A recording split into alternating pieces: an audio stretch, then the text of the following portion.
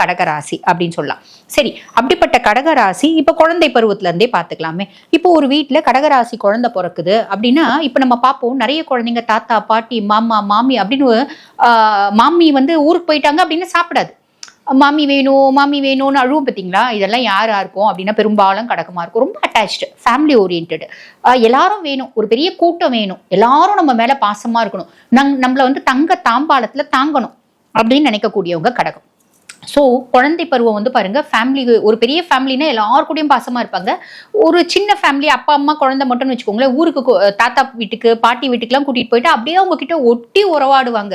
அவங்கள விட்டு பிரிஞ்சு வரதுக்கே ரொம்ப வருத்தப்படுவாங்க. பிரிஞ்சு வரணும்னா அழுதுகினே வரும். இதெல்லாம் கடகராசி குழந்தை அப்படின்னு சொல்லலாம். சரிங்களா?